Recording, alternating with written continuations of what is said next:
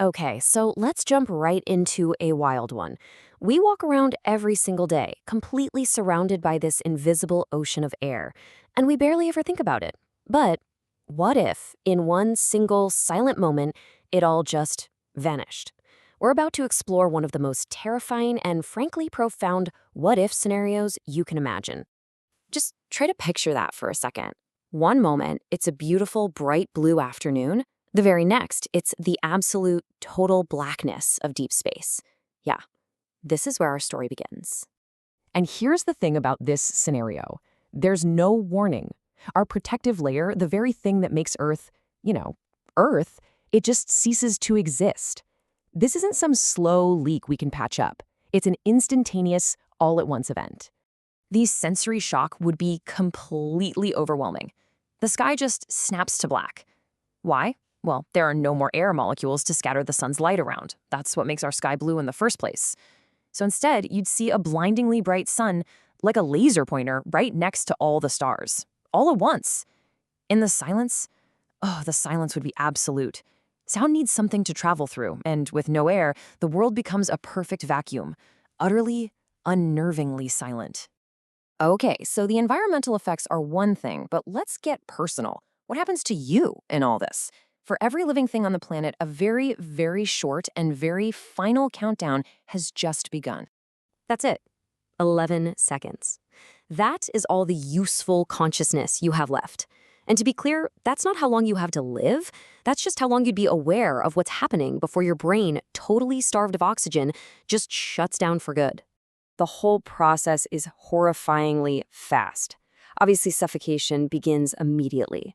But in that very first second, something even weirder happens.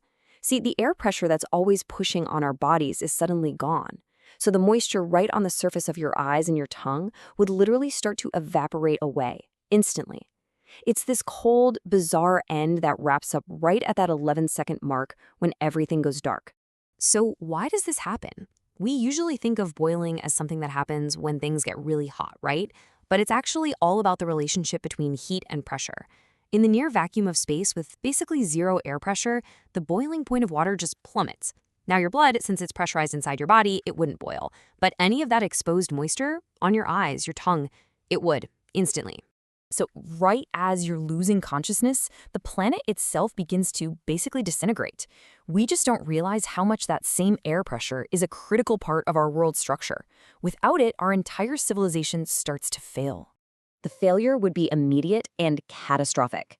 I mean, anything with an internal combustion engine, every car, every truck, it just instantly seizes up. Planes in the sky, with no air to provide lift for their wings, they're not flying anymore, they're just falling. Even our concrete buildings, which actually rely on moisture from the air to maintain their integrity, would start to crumble into dust. It's a total systemic collapse. And the oceans, wow. Without the crushing weight of miles of atmosphere holding all that water down, they would begin to boil. The entire surface of the planet's water would just erupt into space, creating this horrifying, hissing, steaming planetary scene. So after the chaos, after the boiling and the crumbling, what's left? The end state of our planet is something quiet, desolate, and permanent. Just think about that speed. The sheer speed of it. All of human history, all of life's evolution, the whole shebang, rendered completely obsolete in less than 60 seconds. The transformation from a living, breathing world to a dead rock is terrifyingly fast. So this is the new reality. Our planet just stripped bare. Without the atmosphere to act as a shield, the surface is now just constantly bombarded with lethal radiation from the sun.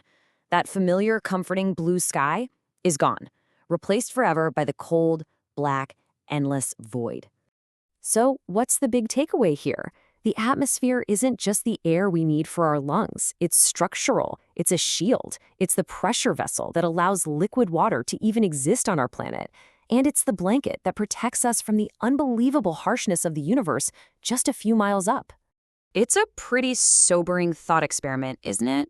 By tearing away this invisible shield, even just in our imagination, we get a real, visceral sense of its profound importance. It's a heck of a reminder that sometimes the most essential things that keep us alive are the very things we can't even see.